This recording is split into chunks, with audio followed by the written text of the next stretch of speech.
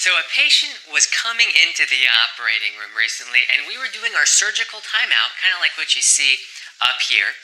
And we mentioned the fire risk score. The patient heard fire risk, and they freaked out. I don't blame them. When you're on the table here, with all the uncertainties of surgery going on, and suddenly you hear that there might be a fire going on in your body under anesthesia, well, unfortunately, fires are a real risk in the operating room during surgery. They can happen in your body, they can happen in your mouth, in your breathing tube, and I'll share with you what we do to help reduce the risk and what you can do to also help reduce the risk. I'm Dr. Anthony Cave, a Stanford and Harvard-trained anesthesiologist and integrative medicine specialist, and I believe it's very important for patients to know what is going to happen to their body when they're having surgery. Because when you're more certain about what's going to happen to your body, the better you can prepare. And preparing for surgery is just as important as preparing to give a speech or preparing for an athletics event, and you can likely improve the chance of your surgery being successful with that preparation. Medicine's greatest secret is our inner healing potential, and it's most powerful under anesthesia, when we let go of the reality we think we know. Fire risks are fortunately not a big deal nowadays, but they used to be a real serious risk. To understand why the fires happened, you have to go back to prehistoric anesthesia. I have a video discussing opium, marijuana, mandrake root, and alcohol. Back then, we didn't really have solid anesthesia, and it was mostly stuff that you would eat, so there wasn't that much of a fire risk from those alone. We also had hypnosis and acupuncture before modern anesthesia, and those also didn't have much of a fire risk.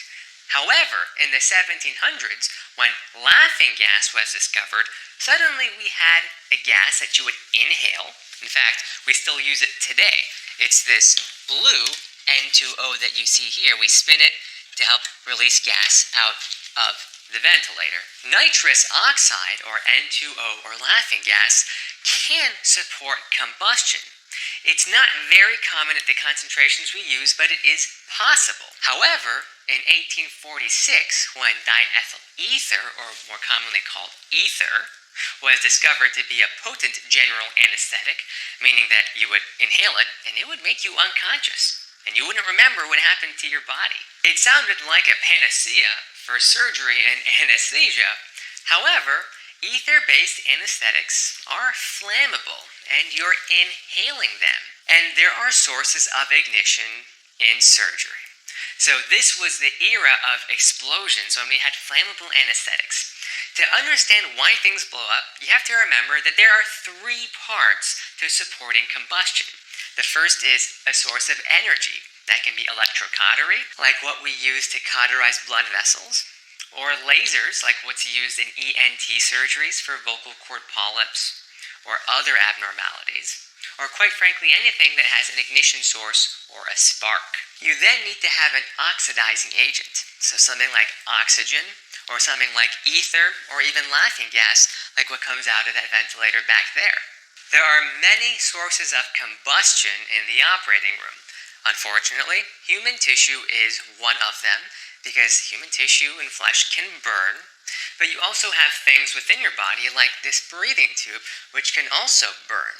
So for example, in an ENT surgery, if you have this tube down your mouth and there's a laser being used and there is a combustible gas there, maybe high concentrations of oxygen, like you see here, an oxidizing agent, or in the past when ether or other flammable anesthetics were used, that could be a source of a fire in the airway. Fires can happen in other parts of your body as well. In the past, laparoscopies were sometimes used with flammable gases. Laparoscopy is when they inflate your belly with a gas so they can do camera-based procedures without having to cut you open all the way. Just make little holes and put cameras in them to do the surgery minimally invasively.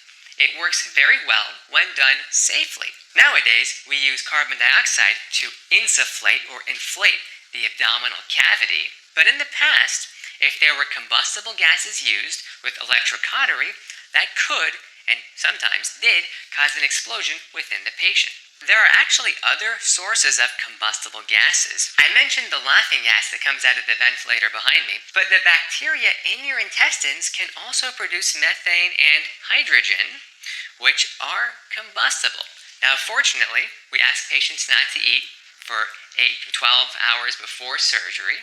Every institution is different, but that helps reduce the amount of food that's being munched on by those bacteria, which also helps reduce the amount of gas that they're producing. Realistically, it's a very low concern in modern day anesthesia. We also reduce the concentrations of oxidizing agents, in particular, oxygen.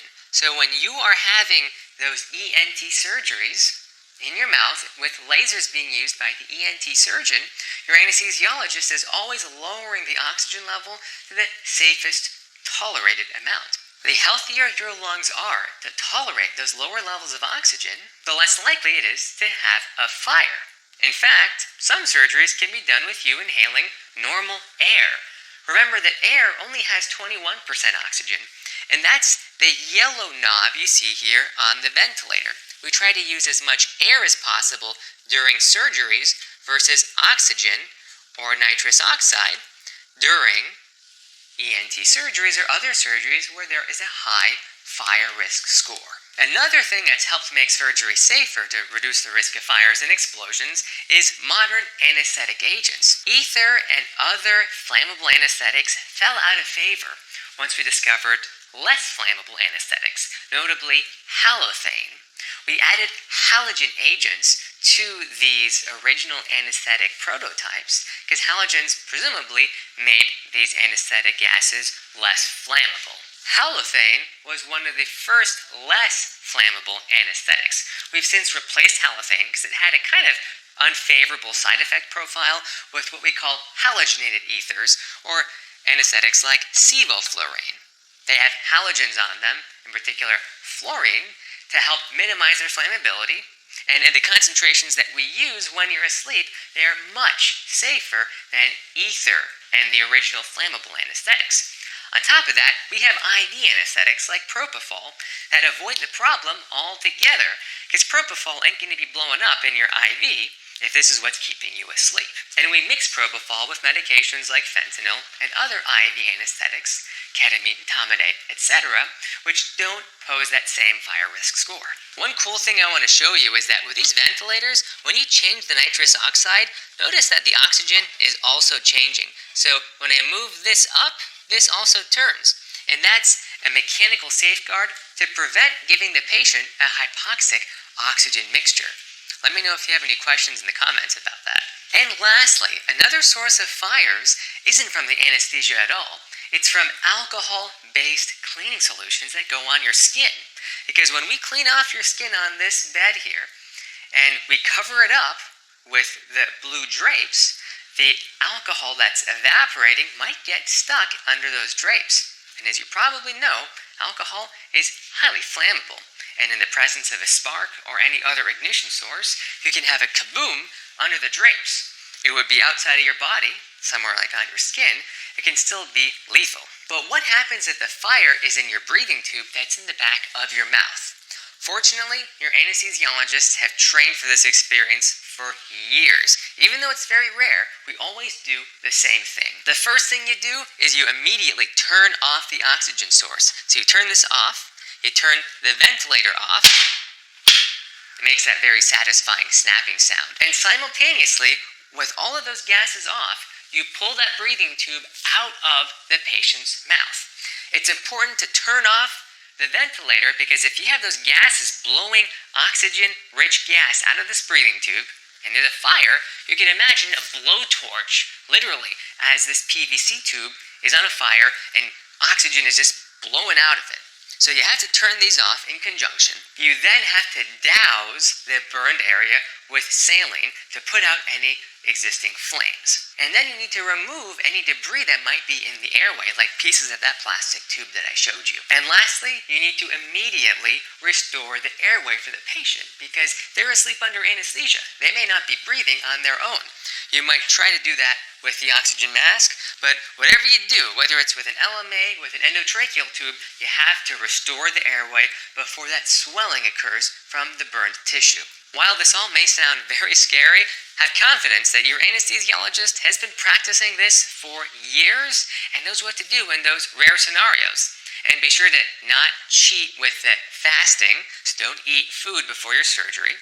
And the healthier your lungs are, the better you can tolerate lower oxygen concentrations to help make surgery, especially ENT surgery, even safer.